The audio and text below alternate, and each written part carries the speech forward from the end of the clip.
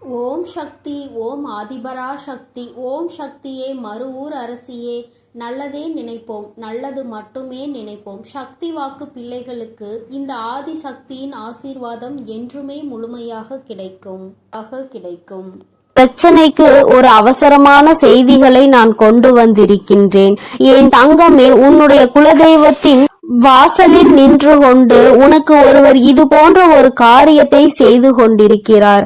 அவர் என்ன காரியம் செய்கிறார், எதற்காக செய்கிறார் என்பதை உனக்கு தெரிவிப்பதற்காகவும், இதனால் உன்னுடைய வாழ்க்கையில் உனக்கு என்ன நடந்து கொண்டிருக்கிறது என்பதை உனக்கு புரிய வைப்பதற்காகவும் வந்திருக்கின்றேன். என் தங்கமே, பொதுவாகவே இன்று இருக்கின்றவர்கள் எல்லோருமே குலதெய்வத்தினை கண்டு அதிகமாக பயப்படுவதில்லை. நாம் என்ன வேண்டுமானாலும் செய்யலாம், நம் குலதெய்வம் அதை கண்டுகொள்ள மாட்டார்கள். ஏனென்றால் நாம் அவர்களின் பிள்ளை அல்லவா. நாம் செய்கின்ற செயல்கள் எல்லாவற்றையுமே நம்முடைய குலதெய்வத்திடம் நாம் நியாயப்படுத்தி விடலாம் என்று நினைக்கின்றார்கள். அவர்களினுடைய இந்த சிந்தனை தான் இது போன்ற ஒரு காரியத்தை உனக்கு செய்ய தூண்டி இருக்கின்றது. என் தங்கமே, உனக்கு அவர்கள் என்ன செய்ய வேண்டும் என்று நினைத்தார்கள் தெரியுமா? உன்னுடைய வாழ்க்கையில் நீ செய்கின்ற அத்தனை விஷயங்களையும் தடுத்து நிறுத்துவதற்காக அவர்கள் பல முயற்சிகளை செய்து கொண்டிருக்கின்றார்கள். நீ இப்பொழுது செய்து கொண்டிருக்கின்ற வேளையில் நீ எந்த ஒரு முன்னேற்றத்தையும் அடைந்துவிடக் கூடாது என்று நினைக்கின்றார்கள். அது மட்டுமல்ல, நீ என்ன செய்தாலும் அது உனக்கு எந்த விதமான பலனையும் கொடுத்துவிடக் கூடாது என்றும் நினைக்கின்றார்கள். எப்படி அவர்கள் நினைக்கின்ற விஷயங்கள் உன்னுடைய வாழ்க்கையில் எப்படியும் ஈடேறி விட வேண்டும் என்று அவர்கள் துடித்துக் கொண்டிருக்கின்றார்கள். எத்தனையோ முயற்சிகளை செய்தும் அது பலன் கொடுக்காமல் போனதால் தான் கடைசியாக இப்பொழுது உன் குலதெய்வத்தின் முன்னால் வந்து நின்று கொண்டிருக்கின்றார்கள். தம்முடைய குலதெய்வத்திடம் நாம் சொன்னால் அந்த காரியம் நம் வாழ்க்கையில் நிச்சயமாக நடந்துவிடும். நாம் நினைத்தது போல அவர்கள் வாழ்க்கையை அழித்து விடலாம் என்று நினைக்கின்றார்கள். அவர்கள் இப்படி நினைப்பதற்கு பலன் அவர்களுக்கு என்ன கிடைத்திருக்கிறது தெரியுமா? இத்தனை நாட்களும் மற்றவர்கள் மூலமாக உனக்கு அவர்கள் செய்த வினைகள் எதுவுமே பலிக்காமல் போனதற்கு காரணம் என்னவென்று அவர்களுக்கு புரியவில்லை. அதனால்தான் உன்னுடைய குலதெய்வத்திடமே உன் வாழ்க்கையை அழிக்க சென்று நின்று கொண்டிருக்கின்றார்கள். ஆனால் உண்மையான விஷயம் என்னவென்றால், அவர்கள் உனக்கு செய்த காரியத்தை எல்லாவற்றையுமே உன்னை நெருங்க விடாமல் முறியடித்ததே உன்னுடைய குலதெய்வம்தான். அது புரியாமல் குலதெய்வத்தின் வாசலில் நின்று கொண்டு உனக்கு இந்த செயலை செய்ய துணிந்து நிற்கின்றார்கள். இனி எப்படி இதிலிருந்து அவர்களை மீட்டெடுக்க வேண்டும் என்றுதான் இந்த தாயானவள் ஒரு யோசனையோடு இப்பொழுது உன் முன்னால் வந்து நின்று கொண்டிருக்கின்றேன். ஏனென்றால் இதை செய்ய நினைப்பவர்கள் வேறு யாரும் கிடையாது, உன்னுடைய குடும்பத்தில் இருக்கின்ற ஒரு உறவுதான். என் தங்கமே, அந்த உறவானது என்ன செய்கிறது தெரியுமா? கோயிலுக்கு செல்லும் பொழுதெல்லாம் தன்னுடைய வேண்டுதல்களை வைப்பதோடு மட்டுமல்லாமல் தனக்கு என்ன வேண்டும் என்று கேட்பதோடு விடுத்து உன் வாழ்க்கையை அழிக்க வேண்டும் என்பதை பற்றி மட்டுமே கேட்டுக் கொண்டிருக்கின்றார்கள். எந்த ஒரு சூழ்நிலையிலும் உனக்கு நல்லது நடந்துவிடக் கூடாது, எந்த ஒரு சூழ்நிலையிலும் சந்தோஷமாக நீ வாழ்ந்துவிடக் கூடாது என்று அவர்கள் உறுதியாக நினைக்கின்றார்கள். இப்படி நினைப்பதன் பலனாக அவர்கள் வாழ்க்கையில் என்ன நடந்திருக்கிறது என்று கேட்பாயானால், சில காலமாகவே அவர்கள் வாழ்க்கையில் ஏதோ ஒரு தடமாற்றங்கள் நடந்து கொண்டிருக்கின்றது. அவர்கள் ஒன்று நினைக்க அவர்கள் வாழ்க்கையில் நடப்பது வேறொன்றாக இருக்கிறது. அவர்களின் வாழ்க்கையில் பிரச்சனைகள் வர வர அவர்கள் தெய்வத்திடம் சென்று என் பிரச்சனைகள் தீர்த்து கொடுங்கள் என்று கேட்கவில்லை. எனக்கு மட்டும் இத்தனை பிரச்சனைகளை கொடுக்கின்றாயே, அவர்களுக்கு ஏதாவது ஒரு பிரச்சனைகளை கொடுக்க கூடாதா என்றுதான் கேட்கின்றார்கள். இப்படி நினைக்கின்ற மனிதர்களை நாம் என்ன செய்ய முடியும்? என் தங்கமே, ஒரு முறை அல்ல, இரண்டு முறை அல்ல, பல முறை அவர்களுக்கு எச்சரிக்கைகள் கொடுக்கப்பட்டது. இது போன்று செய்யக்கூடாது என்று அவர்களுக்கு உணர்த்தப்பட்டது. ஆனால் அதையெல்லாம் அவர்கள் கேட்டுக்கொள்வதாக இல்லை. அதனால்தான் இன்று அவர்கள் வாழ்க்கையில் மிகப்பெரிய பிரச்சனையை அவர்கள் சந்தித்து கொண்டிருக்கின்றார்கள். இன்று அவர்கள் சந்திக்கின்ற பிரச்சனையினால் உன் வாழ்க்கை சரியாகிவிட்டது. அவர்கள் தெரிந்தோ தெரியாமலோ செய்த ஒரு விஷயத்தினால் உனக்கு தெய்வம் துணையாகி விட்டது. அம்மா சொல்கின்ற விஷயம் உனக்கு புரிகிறதா? என் தங்கமே, ஒருவர் உன்னை கெடுக்க வேண்டும் என்று நினைத்து உன்னை சுற்றி சுற்றி வந்து உன் வாழ்க்கையில் எதையாவது செய்துவிட வேண்டும் என்று நினைக்கின்றார்கள் என்றால் அந்த நேரத்தில் தெய்வம் உனக்கு துணையாக நிற்கும் என்பதை முதலில் நீ புரிந்து கொள்ள வேண்டும். அப்படியானால் இவர்கள் செய்த காரியத்தினால் உன் வாழ்க்கையில் நல்ல விஷயம்தான் நடந்திருக்கிறது. ஒருபோதும் அவர்கள் நினைத்தது உன் வாழ்க்கையில் பலிக்கப் போவது கிடையாது. அவர்கள் என்ன செய்ய வேண்டும் என்று நினைத்தார்களோ அது உன் வாழ்க்கையில் நடக்க போவது நிச்சயமாக கிடையாது. ஆனால் தெய்வம் உனக்கு அதிகப்படியான பாதுகாப்பை எப்பொழுதும் கொடுக்க தொடங்கிவிட்டது. உன்னுடைய இஷ்ட தெய்வமான இந்த வராகியும் சரி, இனிமேல் உன்னுடைய வாழ்க்கையில் உனக்கு கொடுக்க வேண்டும் என்று நினைப்பதை சரியாக கொடுத்து விடுவார்கள். யாரெல்லாம் உன் வாழ்க்கையில் உன்னை அழிக்க நினைத்தார்களோ அவர்கள் எல்லாம் இனிமேல் தானாகவே அழிந்து போவார்கள். வாழ்க்கையில் பல கஷ்டங்களை கொடுத்தவர்கள் இன்று அதே கஷ்டத்தினால் வாழ்க்கையில் பல துன்பங்களை சந்திக்க போகின்றார்கள். என் தங்கமே, அதனால் இன்றிலிருந்து நீ மன நிம்மதியோடு இருக்க வேண்டும். என் தங்கமே, உன்னுடைய வாழ்க்கையை அழிக்க வேண்டும் என உன் வாழ்க்கையில் பல திருப்பங்களை ஏற்படுத்த நினைத்தவர்கள் இப்பொழுது அவர்கள் வாழ்க்கையில் சில ஏமாற்றங்களை சந்தித்து இருக்கின்றார்கள். அவர்கள் நினைத்தது எதுவுமே உன் வாழ்க்கையில் நடக்காமல் தெய்வம் உன் வாழ்க்கையில் பல நல்ல விஷயங்களை அரங்கேற்ற போகின்றது. இனி உன் வாழ்க்கையில் நடக்கும் ஒவ்வொரு செயலும் உன் வாழ்க்கைக்கு ஏற்ற திருப்பத்தை கொடுத்து இந்த தாயானவளினுடைய ஆசீர்வாதங்களால் உனக்கு நல்லது மட்டுமே நடக்க போகின்றது. என் தங்கமே, உனக்கு நல்லதை கொடுக்க வேண்டும் என்று நான் முடிவெடுத்து விட்ட பிறகு இனி எந்த ஒரு செயலும் உன் வாழ்க்கையில் உனக்கு பாதிப்பினை கொடுக்காது. தீமை செய்பவர்கள், கெட்டதை நினைப்பவர்கள் நிச்சயமாக ஒரு நாள் மனம் வருந்துவார்கள். எதற்காக நாம் குலதெய்வத்தின் முன்னால் நின்று இது போன்ற தவறான காரியத்தை செய்தோம் என்று அவர்கள் குலதெய்வத்தினாலேயே தண்டிக்கப்படுவார்கள். குலதெய்வம் அவர்களுக்கு தண்டனையை எப்படி கொடுக்கும் தெரியுமா? எதையெல்லாம் அவர்கள் உன் வாழ்க்கையில் செய்ய நினைத்தார்களோ அதையெல்லாம் தெய்வம் அவர்களுக்கு கொஞ்சம் கொஞ்சமாக கொடுத்துவிடும். அதனால் அவர்கள் வாழ்க்கையில் இனிமேல் ஒரு நாளும் இது போன்ற தவறுகளை யாருக்கும் செய்யக்கூடாது என்று நினைப்பார்கள். என் தங்கமே, இந்த தாயானவள் இன்று சொன்ன விஷயம் ஒன்றே ஒன்றுதான். என் தங்கமே, உன்னுடைய வாழ்க்கையில் ஒருவர் உன்னை அழிக்க உன்னுடைய குலதெய்வத்தை நாடி சென்றிருக்கின்றார். அங்கே உன்னுடைய குலதெய்வம் அவருக்கு கொடுத்த பரிசு உன்னுடைய வாழ்க்கையில் உனக்கு பாதுகாவலாக வந்து நின்று விட்டது. உன் குலதெய்வம் உனக்கு துணையாக நின்று கொண்டிருக்கிறது என்பதை தான் அம்மா உனக்கு சொல்கின்றேன். என் தங்கமே, இந்த தாயானவள் காதார கேட்டதையும் கண்ணால் கண்டதையும் உனக்கு சொல்லிவிட்டேன். இனிமேல் யாரேனும் நமக்கு எதையும் செய்து விடுவார்களோ என்று நினைத்து நீ பயப்படாதே. அவர்கள் உனக்கு காவலாக வந்ததற்கு காரணமே இவர்கள் குலதெய்வத்திடம் சென்று சொல்லி குலதெய்வம் செய்யாமல் போன விஷயத்தை அவரிடமும் சென்று கேட்க கூடாது என்பதற்காக தான். உனக்கு பாதுகாவலாக இனிமேல் உன் குலதெய்வம் உன் வாசலிலேயே நின்று கொண்டிருப்பார்கள் என்பதை மட்டும் நினைவில் வைத்துக்கொள்.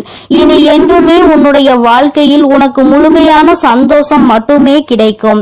உன்னை அழிக்க நினைத்தவர்கள் முன்னிலையில் நீ நல்லபடியாக வாழ்ந்து காட்ட போகிறாய்.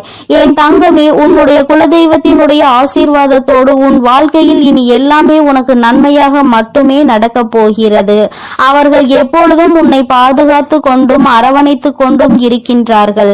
என் தங்கமே, உனக்கு கெடுதல் செய்பவர்கள் யாராக வேண்டுமானாலும் இருக்கட்டும், அதற்கான தண்டனையை அவர்கள் கூடிய விரைவில் அவர்களினுடைய வாழ்க்கையில் சந்தித்தே தீருவார்கள் என்பதில் எந்த ஒரு மாற்று கருத்துமே கிடையாது. என் தங்கமே, அதனால் நீ எதை நினைத்தும் கலங்க வேண்டாம், எதை நினைத்தும் பயப்பட வேண்டாம். உன்னோடு உனக்கு துணையாக உன் வராகி அம்மாவும் உன்னுடைய குலதெய்வமும் எப்பொழுதும் இருந்து கொண்டிருப்போம் என்பதை நினைவில் வைத்துக் கொண்டு உன்னுடைய வாழ்க்கையை நீ சந்தோஷமாக வாழ்ந்து கொண்டே இருந்தால் போதும். நீ நல்லதையே நினைக்கும் பொழுது உன் வாழ்வில் எப்பொழுதும் உனக்கு நல்லது மட்டுமே நடக்கும் என்பதை நீ முழுமையாக நம்ப வேண்டும். எல்லாம் நன்மைக்கே. என் அன்பு பிள்ளையே, இப்போது உன் வாழ்வில் என் வரவின் தேவை இருப்பதால் தான் அவசியமாக உன் குலதெய்வம் உன்னை தேடி வந்துள்ளேன். இது உன் கண்ணில் பட்டுள்ளது என்றாலே உன் தேவைகள் எல்லாம் நிறைவேறி உன் வேண்டுதல்கள் எல்லாம் அரங்கேற போகிறது என்பதை புரிந்து கொண்டு நான் சொல்ல வருவதை முழுமையாக கேட்டு முடிக்க வேண்டும் என் செல்லமே. இந்த குலதெய்வத்தின் வாக்கை தவற விடாமல் கேட்டுவிடு. உன் வாழ்வில் நடக்க வேண்டியது எல்லாம் நிறைவாய் நடந்து முடியும். இப்போது உன் மனதில் இருக்கக்கூடிய குறைகளும் உனது மனதில் இருக்கக்கூடிய கவலைகளும் எப்போதும் எதையாவது சிந்தித்து கொண்டே இருக்கும். உன்னுடைய தவறும் எல்லாவற்றையும் புரிந்ததால் தான் உன்னுடைய குலதெய்வம் இப்பொழுது உன்னிடம் பேசுவதற்காக வந்திருக்கிறேன். உன்னிடம் சொல்லி தைரியத்தையும் சமாதானத்தையும் கொடுப்பதற்காக அவசரமாக ஓடோடி வந்தேன். நீ பல நேரங்களில் என்னை நினைப்பதையும் வணங்குவதையும் மறந்து விடுகிறாய். ஆனால் உன் குலத்தை காக்கும் உன் குலதெய்வம் நான் எப்படி உன்னை மறக்க முடியும்? நீ என்னுடைய வம்சம் அல்லவா? நீ என்னுடைய சன்னதி அல்லவா? உன்னை எப்படி நான் வெறுக்க முடியும்? நான் நிச்சயம் உன்னை காப்பாற்றுவதற்காக கடமைப்பட்டுள்ளேன். உன்னுடைய பிரச்சனைகளில் இருந்து உன்னை மீட்டெடுப்பதற்காக ஓடோடி வந்துள்ளேன். நித்தமும் ஏதாவது ஒரு வகையில் நல்லது நடந்துவிடும் என உன் வராகி அம்மாவை நீ வணங்கி கொண்டிருக்கிறாய். ஆனால் எதுவும் நல்லது நடக்கவில்லையே என மனதிற்குள் வருத்தத்தோடு சுற்றி திரிகிறாய். இப்போது நானே உன்னை தேடி வந்து விட்டேன். உன் மனமானது நான் சொல்வதை முழுமையாக கேட்டாலும் கூட அதை எந்த அளவிற்கு நீ நம்பிக்கையோடு ஏற்றுக்கொள்கிறாய் என்பதை உன்னால் அறிய முடியும் தானே. இப்போது நான் உனக்கு என்ன சொன்னாலும் என்ன செய்தாலும் உன் யோசனைகள் எல்லாம் உன்னுடைய பிரச்சனைகளை பற்றியும் நீ நினைத்த காரியத்தை பற்றியும் தானே இருக்கிறது. பிரச்சனைகளில் இருந்து எப்படி வெளிவர போகிறோம், நான் நினைத்த காரியத்தில் எப்படி வெற்றியை அடைய போகிறேன் என்று நித்தமும் நீ சிந்தனையில் மூழ்கி இருப்பதால் எதையும் யோசிக்க முடியாமல் தெளிவான முடிவு எடுக்க முடியாமல் தடுமாறுகிறாய். உன்னுடைய எல்லா பிரச்சனைகளுக்குமான தீர்வை உன்னால் மனதிற்குள் அமர்ந்து கொண்டு நான் சொல்லிக் கொண்டே இருப்பதன் ஏன் உன்னால் கேட்க முடியவில்லை? என் செல்லமே, என் மீது அசைக்க முடியாத ஆழமான நம்பிக்கை வைத்திருப்பவர்களில் நான் ஒருபோதும் தோற்று போக விடமாட்டேன். நீ பல நேரங்களில் என்னை வணங்கியது கிடையாது. உன் குலதெய்வம் நான் தான் என்பதை கூட நீ யோசித்து உணர்ந்தது கிடையாது. ஆனால் உன்னை பெற்றவர்கள் அப்படி இல்லையே. அவர்கள் பலமுறை என்னை வணங்கி இருக்கிறார்கள். எனக்காக பல பிரசாதங்களை படைத்திருக்கிறார்கள். என்னையும் என் குடும்பத்தையும் நீங்கள் தான் காப்பாற்ற வேண்டும் என பொறுப்பை என்னிடம் ஒப்படைத்து இருக்கிறார்கள். அப்படி இருக்கும் போது நான் எப்படி உன்னை சும்மா விட்டுவிட முடியும்? அதனால் தான் உனக்கும் உன் குடும்பத்திற்கும் உன் வாழ்க்கைக்கும் உன்னை சுற்றி இருக்கக்கூடிய உறவுகளுக்கும் நல்லது செய்வதற்காக ஓடோடி வந்துள்ளேன். உனக்காக அனைத்தையும் பார்த்து பார்த்து செய்து கொண்டிருக்கும் என்னையும் என் அன்பையும் உனக்காக அருள் செய்ய வந்திருக்கும் என் தூய்மையான உள்ளத்தையும் நீ எப்போது புரிந்து கொள்ள போகிறாய்? நீ கேட்ட உடனே நொடி பொழுதில் என்னால் உனக்கானதை செய்து கொடுக்க முடியும். உன்னுடைய அத்தனை கஷ்டங்களையும் பிரச்சனைகளையும் கூட மாற்றி அமைத்து சரி செய்ய முடியும். என் செல்லமே, இருந்தும் கூட நீ கேட்டதை எதற்காக நான் இன்னும் செய்து தரவில்லை என தெரியுமா? எல்லாம் உன் மேல் உள்ள அக்கறையில் தான் என்பதை நீ புரிந்து கொள். ஒரு விஷயம் நான் உனக்கு கொடுக்கிறேன் என்றால் அது உன் வாழ்க்கைக்கு சரியாக வருமா? உனக்கு அதன் மூலமாக நிம்மதி கிடைக்குமா என எல்லாவற்றையும் யோசித்துதான் நான் செய்வேன். உன் வாழ்க்கைக்கு எது தேவையோ நீ கேட்பதை எல்லாம் கொடுத்தால் உன் வாழ்க்கை நிம்மதியாகவும் நிலையானதாகவும் நன்மைகளை தருவதாகவும் இருக்குமா என பார்த்துதானே உனக்கு அதனை நான் செய்து கொடுத்து கொண்டிருக்கிறேன். உனக்கு தேவையான நேரத்தில் தேவையான சமயத்தில் அனைத்தையும் உன்னிடம் கொண்டு வந்து சேர்க்கும் வேலைகளை தான் நான் செய்து கொண்டிருக்கிறேன். உனக்கான நேரமும் காலமும் கூடி வந்து விட்டது என் செல்லமே. உன் வாழ்க்கையின் மீது உன்னை விட உன் அம்மாவாகிய எனக்கு தான் பொறுப்பு அதிகம் இருக்கிறது. கூடிய விரைவில் உனக்கான நல்லதை நான் நடத்தி கொடுத்து உன்னை சந்தோஷமாய் வாழ வைப்பேன்.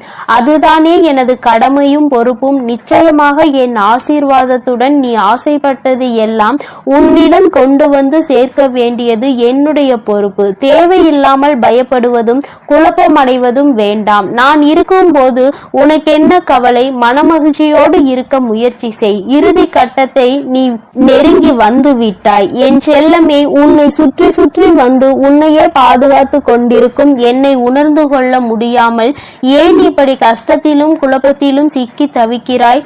உன் மனதிற்குள் ஏகப்பட்ட யோசனைகளும் பலதரப்பட்ட குழப்பங்களும் கவலைகளும் இப்படி உன்னை சூழ்ந்திருந்தால் எப்படி உன்னால் வாழ்க்கையை சந்தோஷமாக அனுபவித்து வாழ முடியும்?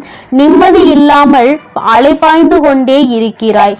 தைரியமாக இரு. உன் வாழ்வில் திடீர் திருப்பத்தை ஏற்படுத்தி நீ நினைத்த எல்லாம் உனக்கு ஏற்றபடி நான் செய்து காட்டுவேன். உன் வாழ்க்கையில் இன்பம் வராமல் இருந்து விடாது என் செல்லமே. ஏற்றம் வருமா வராதா, அல்லது இழப்புகளை என் வாழ்க்கையாக்கி விடுமா என நினைத்து மனதளவில் சோர்ந்து போய் இருக்கும். உன்னை என்னால் கண்கொண்டு பார்க்க முடியவில்லை. அதனால்தான் உன்னை மகிழ்விப்பதற்காக, உன் மனதை குளிர்விப்பதற்காக உனக்கான நல்லதை நடத்தி கொடுக்க ஓடோடி வந்து விட்டேன். இந்த குலதெய்வ வாக்கை சாதாரணமாக நினைத்து கொள்ளாதே. வாழ்க்கையில் திடீர் திருப்பத்தின் மூலமாக சந்தோஷத்தை நான் உனக்கு கொடுக்க போகிறேன். இந்த குலதெய்வம் குடும்பத்திற்கான வாக்கை, தெய்வ தீர்ப்பை நான் சொல்லிவிட்டேன். என் செல்லமே, இனி எல்லாம் சந்தோஷமான செய்திகள் உன் வாழ்வில் ஒவ்வொன்றாக வந்து சேரும். உன்னை சுற்றி இருக்கும் எல்லா கஷ்டமான சூழ்நிலைகளும் எல்லாம் விரைவில் மாறும். மாற்றம் ஒன்றுதானே மாறாதது. எந்த விஷயம் உன் மனதை காயப்படுத்தி இருக்கிறதோ, எந்த விஷயம் உனக்கு வேதனையை தந்து கொண்டிருக்கிறதோ அதை நீ சொல்லிதான் நான் தெரிந்து கொள்ள வேண்டும் என்ற அவசியம் கிடையாது. எல்லா பிரச்சனைகளையும் எல்லா கஷ்டங்களையும் சரி செய்து உன் வாழ்க்கையை சந்தோஷமானதாகவும் உனக்கு சாதகமானதாகவும் நான் மாற்றி அமைப்பதற்காக தானே எல்லா வேலைகளையும் செய்து கொண்டிருக்கிறேன். யார் உன் மனதை நோகடித்தாலும் அவர்களுக்கு தக்க பதிலடி கொடுக்க நான் தயாராகி விட்டேன். உன் வாழ்க்கையில் நல்ல மாற்றங்களை உண்டாக்கி உன்னை முன்னுக்கு கொண்டு வர வேண்டியதுதான் என்னுடைய வேலை. இனி ஒருபோதும் நான் உனக்கு நல்லது செய்யாமல் இருக்க மாட்டேன். என் அன்பு குழந்தையே, என்னுடைய குடும்ப விளக்கான உனக்கு நல்லது செய்யாமல் என் தலைமுறையையும் என் வம்சாவளியான என் அன்பு குழந்தையான உனக்கு செய்யாமல் வேறு யாருக்கு நான் நல்லது செய்ய போகிறேன்? நீ சற்றும் எதிர்பாராத விதத்தில் எல்லாமே திடீரென மாறப்போகிறது. நீயே என்னை தேடி வந்து என் கண்கள் எதிரே ஆனந்த கண்ணீர் வடித்து கொண்டே நிற்க போகிறாய். அந்த அளவிற்கு எல்லாவற்றையும் நான் ஆசீர்வாதத்தோடு நான் உனக்கு செய்து முடிப்பேன். பொறுத்திருந்து பார் என் செல்லமே. மீண்டும் மீண்டும் நீ எனக்கு நன்றி சொல்லும்படி எல்லாம் நல்ல விஷயங்களும் உன் வாழ்வில் நிகழும். என் வாக்கு ஒருபோதும் பொய்யாகாது. பொய்யாகும்படி நான் விட்டுவிட மாட்டேன். நீ சிரித்து கொண்டே ஆனந்த கண்ணீர் வடிக்கக்கூடிய அந்த சந்தோஷ நிலையை பார்ப்பதற்காக நானும் காத்து கொண்டிருக்கிறேன். கூடிய விரைவில் எல்லாம் நல்லபடியாக நடக்கும். என்னுடைய கண் பார்வை உன் மீதுதான் இருக்கிறது. என்னுடைய அனுமதி இல்லாமல் உன் வாழ்வில் எதுவும் நடக்காது. தவறான விஷயங்களோ நல்ல விஷயங்களோ எதுவாக இருந்தாலும் உன் வாழ்வில் நடக்கவே நடக்காது. உன்னை நெருங்கவும் நெருங்காது. அனைத்தையும் நான் சரி செய்வேன். உன்னை சந்தோஷமாய் வாழ வைப்பதற்காகவே உன் வாழ்வில் அற்புதங்களை நிகழ்த்தி காட்டுவேன். எல்லாமே நன்மைக்கு என நம்பிக்கையோடு காத்திரு என் செல்லமே. உன் வாழ்க்கை நீ நினைத்ததை போலவே சொர்க்கமாக இருக்க போகிறது. உன்னை கஷ்டப்படுத்திய துன்பங்களும் காயப்படுத்திய உறவுகளும் உன்னை விட்டு விலக போகிறார்கள். எல்லாமே இனி நீ நினைத்தபடி வெற்றிகரமாக நான் உனக்கு நடத்தி முடித்து கொடுக்க போகிறேன். நீ நினைத்த விஷயங்களை எல்லாம் நல்லபடியாக நடக்க செய்து உன்னை நான் எப்பொழுதும் ஆசீர்வதித்துக் கொண்டே இருக்க போகிறேன் என் தங்க பிள்ளையே. அதனால் நீ எதற்காகவும் கலங்காதே, எதை நினைத்தும் வருந்தாதே. நீ நல்லதையே நினைத்தால் உன் வாழ்வில் எப்பொழுதும் உனக்கு நல்லது மட்டுமே நடக்கும். ஓம் சக்தி, ஓம் ஆதிபரா சக்தி, ஓம் ஸ்ரீ வராகி தாயே போற்றி போற்றி. என் அன்பு பிள்ளையே, நீண்ட நாட்களுக்கு பிறகு உன்னுடைய குலதெய்வத்திடம் இருந்து உனக்கு நல்ல குறி ஒன்று வந்திருக்கின்றது. என்னிடம் இருந்து உனக்கு நல்ல செய்தி ஒன்று வந்திருக்கிறது என்றால் நீ எத்தனை புண்ணியங்கள் செய்திருக்கிறாய் என்பதை ஒரு நிமிடம் உணர்ந்து கொள். உன் வாழ்க்கையில் எதுவும் எந்த ஒரு காரண காரியங்களும் இல்லாமல் நிச்சயமாக நடப்பது கிடையாது. என் தங்கமே, நீ 1000 தெய்வங்களை வணங்கினாலும் சரி, குலதெய்வத்தினுடைய அருள் இருந்தால்தான் ஒரு உயரிய வாழ்க்கையை நீ வாழ முடியும். உன்னுடைய வாழ்க்கையில் எல்லா நன்மைகளையும் நீ பெற முடியும் என்பது நிதர்சனமான உண்மை அல்லவா? என் தங்கமே, அதுபோலதான் இந்த ஒரு பரிகாரத்தை நீ செய்வாயானால், உன்னுடைய குலதெய்வத்தினுடைய அருளோடு நீ இதனை செய்வாயானால், அந்த பரிகாரம் வெகு விரைவாகவே உனக்கு வெற்றியினை கொடுத்துவிடும். என் தங்கமே, அப்படிப்பட்ட குலதெய்வம் உன்னுடைய இல்லத்தில் நிரந்தரமாக இருக்க வேண்டும் என்றால் நிச்சயமாக நீ அதற்கு என்ன செய்ய வேண்டும் என்று தெரிந்து கொள்ள வேண்டும் அல்லவா? உன்னுடைய குலதெய்வம் உன் இல்லத்தில் நிரந்தரமாக இருக்க வேண்டும் என்று நீ ஆசைப்படுகின்றாய் அல்லவா? அந்த ஆசையை உன் அம்மா நான் உனக்கு இன்று நிறைவேற்றி தரப்போகின்றேன். என் தங்கமே, அதற்கான வாய்ப்புகள் சற்று குறைவாக தான் இருக்கிறது என்றாலும், குலதெய்வம் உன் வீட்டிற்கு வரும்பொழுது அவர்கள் உனக்கு எல்லா நன்மைகளையும் வழங்க வேண்டும் என்று நினைப்பது நியாயமான கோரிக்கை தானே? என் பிள்ளையே, நீ நினைப்பது நியாயம்தானே? அவர்களை அங்கே நிரந்தரமாக உன்னால் குடியிருக்க வைக்க முடியாவிட்டாலும், என்று அவர்கள் உன் இல்லத்திற்கு வருகின்றார்களோ அந்த நாளில் உன்னுடைய வேண்டுதல்களை எல்லாம் அவர்கள் நிறைவேற்றி தர வேண்டும் என்று நீ நினைப்பது நியாயம்தான். அதை ஒருபோதும் உன் அம்மா நான் தவறு என்று சொல்ல மாட்டேன். என் தங்கமே, அப்படி குலதெய்வம் உனக்கு அனைத்து நன்மைகளையும் வழங்குவதற்கு உன்னிடத்தில் நீ என்ன செய்ய வேண்டும் தெரியுமா? என் தங்கமே, அம்மா சொல்கின்ற இந்த விஷயத்தை கவனமாக நீ கவனித்து நீ அதனை செய்து பார். நிச்சயமாக உன்னுடைய குலதெய்வம் உனக்கு எல்லா அருளையும் வழங்குவார்கள். அங்கே நிரந்தரமாக குடியிருக்காவிட்டாலும் உன்னுடைய தேவைகளையும் உன் வாழ்க்கையில் இருக்கின்ற கஷ்டங்களையும் உனக்கு நீக்கி தருவார்கள். என் தங்கமே, ஒரு எலுமிச்சை பழமும் ஒரு 3 1 நாணயங்களும் உன்னிடத்தில் இருந்தால் போதும். இந்த பரிகாரத்தை வளர்பிறையில் வரக்கூடிய வெள்ளிக்கிழமை அன்று நீ செய்ய வேண்டும்.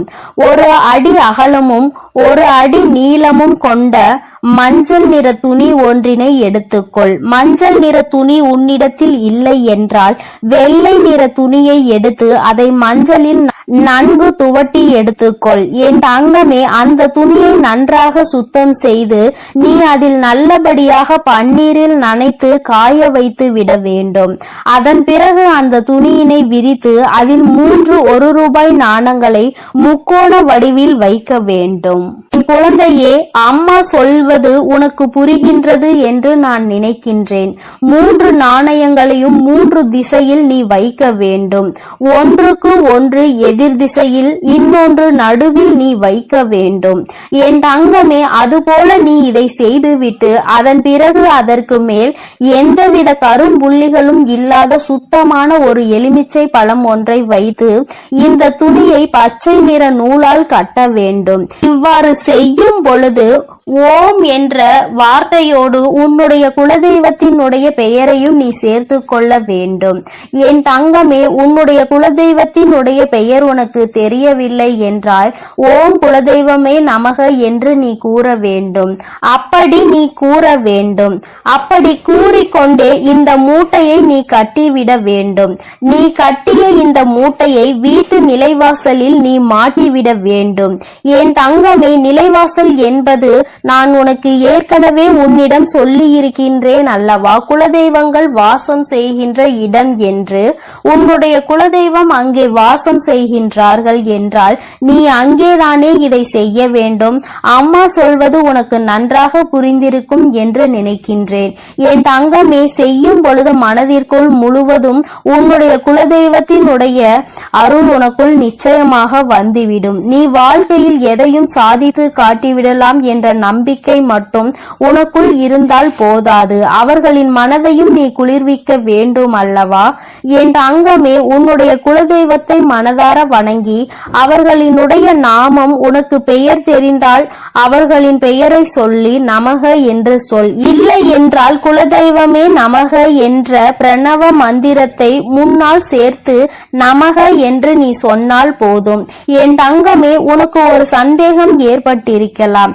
மஞ்சள் மஞ்சள் நிற துணி இல்லை என்றால் அந்த வெள்ளை நிற துணியில் மஞ்சளை தேய்த்த பிறகு அதனை எப்படி பன்னீரில் நனைக்க முடியும்? வண்ணம் போய்விடாதா என்று. என் தங்கமே, நீ அப்படி உனக்கு சந்தேகம் இருக்கிறது என்றால் பன்னீரை மஞ்சளில் கலந்து அதை எடுத்து நீ காய வைத்து விடு. என் குழந்தையே, இப்பொழுது உனக்கு இந்த சந்தேகம் பூர்த்தியாகி இருக்கும் என்று நான் நினைக்கின்றேன். என் தங்கமே, இந்த அம்மா உனக்கு ஒரு விஷயத்தை கொண்டு வந்து சேர்க்கிறாள் என்றால் அதில் 1000 நன்மைகள் உனக்கு கிடைக்கும் என்பதை நீ புரிந்து கொள்ள வேண்டும். அம்மா உன்னிடத்தில் எதையுமே காரணம் இல்லாமல் சொல்வது கிடையாது. தேவையில்லாமல் உன்னுடைய நேரத்தை நான் வீணடிப்பதும் கிடையாது. உனக்கு வாழ்க்கையில் எதையெல்லாம் உன்னிடத்தில் கொண்டு வந்து சேர்க்க வேண்டும் என்று எனக்கு தோன்றுகிறதோ அதையெல்லாம் நான் உன்னிடத்தில் நிச்சயமாக கொண்டு வந்து சேர்த்து விடுவேன். அதை நான் செய்து கொண்டுதான் இருக்கின்றேன். உனக்கு கஷ்டங்கள் வரும்பொழுது என் குழந்தை நீ துவண்டு போகாதே. என் தங்கமே, உன்னுடைய குலதெய்வத்தினுடைய அருள் உனக்கு எப்பொழுதும் தேவைப்படுகின்றது. என் தங்கமே, அந்த அன்பையும் அருளையும் நீ நிரந்தரமாக பெற்றிருக்க வேண்டும் என்றால் நீ இதை செய்து பார். நிச்சயமாக உனக்கு பலன் கிடைக்கும். என் தங்கமே, நான் உனக்கு இதனை சுருக்கமாக சொல்கிறேன். இன்னொரு முறை தெளிவாக புரிந்து கொள். என் தங்கமே, மஞ்சள் நிற துணியை எடுத்துக்கொண்டு அதில் 3 1 ரூபாய் நாணயங்களை நீ முக்கோண வடிவில் வைத்துவிட்டு அதனுள் ஒரு நல்லதொரு எலுமிச்சை பழம் வைத்து அதனை நீ கட்டிவிட வேண்டும். நீ கட்டிய அந்த மூட்டையை உன்னுடைய நிலைவாசலில் நீ கட்டிவிட வேண்டும். என் தங்கமே, அதை நீ உள்புறமாக கட்டிவிடு. வெளிப்புறமாக தெரியும்படி கட்ட வேண்டாம். உள்புறமாக கட்டி தொங்கவிட்டால் போதும். நிச்சயமாக உன் குலதெய்வத்தின் அருள் அங்கு நிரந்தரமாக நிற்கும் என்பதை நீ புரிந்து கொள்வாய். என் தங்கமே, நீ தினமும் வீட்டில் பூஜைகளை செய்யும் பொழுது தீப தூப ஆராதனைகளை காட்டும் பொழுது நீ அதற்கும் சேர்த்து காட்டி வர வேண்டும். என் தங்கமே, ஒரு விஷயத்தை தெளிவாக புரிந்து கொள். எத்தனை தெய்வங்களை நீ வணங்கினாலும் சரி, எத்தனை பேரை நீ கையெடுத்து வணங்கினாலும் சரி, எதுவாக இருந்தாலும் உன்னுடைய குலதெய்வத்தினுடைய அருள் இருந்தால் மட்டும்தான் மற்றவர்கள் உனக்கு உதவி செய்வார்கள் என்பதை நீ புரிந்து கொள்ள வேண்டும். நான் உனக்கென்று ஒன்றை செய்ய நினைக்கும் பொழுது உன்னுடைய குலதெய்வம் அதை தடுத்து நிறுத்திவிட்டால் நிச்சயமாக அதை என்னால் ஒருபோதும் அவர்களை மீறி செய்துவிட முடியாது. அதனால் உனக்கென்று நான் தர நினைப்பதை கூட அவர்களினுடைய அனுமதியோடுதான் நான் நிச்சயமாக உனக்கு கொடுக்கிறேன் என்பதை நீ புரிந்து கொள். என்னாலும் குலதெய்வத்திற்கு முக்கியத்துவம் கொடுக்க வேண்டும். என் தங்கமே, நீ அதனை புரிந்து கொண்டு நடக்கின்ற வேளையில் நிச்சயமாக உனக்கு குலதெய்வத்தினுடைய ஆசீர்வாதங்களும் அருளும் எப்பொழுதும் நிலைத்திருக்கும். என் தங்கமே, வருடத்திற்கு ஒரு முறையாவது உன் குலதெய்வத்தை சென்று அவர்களின் இடத்திற்கே சென்று நீ அவர்களை வணங்கி வர வேண்டும். என் தங்கமே, குலதெய்வத்தை தேடி செல்லும் பொழுது உன்னுடைய இல்லத்தில் வாங்கி வைத்திருக்கின்ற சர்க்கரையை நீ எடுத்து செல். அதனை அங்கு சென்று வாங்கி வைக்க கூடாது. குலதெய்வ கோயிலுக்கு செல்லும் பொழுது எந்த பொருளையும் நீ கொண்டு செல்வதாக இருந்தாலும் அதை ஏற்கனவே உன்னுடைய இல்லத்தில் வாங்கி வைத்து எடுத்து செல்வதாக தான் இருக்க வேண்டுமே தவிர அங்கு சென்ற பிறகு அந்த இடத்தில் இருந்து வாங்கி நீ அவர்களுக்கு அதனை கொடுக்க கூடாது. என் தங்கமே, உன்னுடைய குலதெய்வத்திற்கு எப்பொழுதும் உன்னுடைய இல்லத்தில் இருந்துதான் நீ செய்ய வேண்டிய காரியங்களை எல்லாம் எடுத்து செல்ல வேண்டும். இதுவெல்லாம் நீ ஏற்கனவே அறிந்ததாக இருந்தாலும் அம்மா மீண்டும் உனக்கு ஒரு முறை ஞாபகப்படுத்துகிறேன். இந்த தாயானவள் உன் வாழ்க்கையில் வந்த பிறகு என் பிள்ளையின் வாழ்க்கையில் ஏதேனும் மாற்றங்கள் ஏற்பட்டிருக்கிறதா என்று நீ ஒருமுறை சிந்தித்து பார். என் தங்கமே, இந்த நல்ல நாளில் நீ மனமகிழ்ச்சியோடு இருக்க வேண்டும்.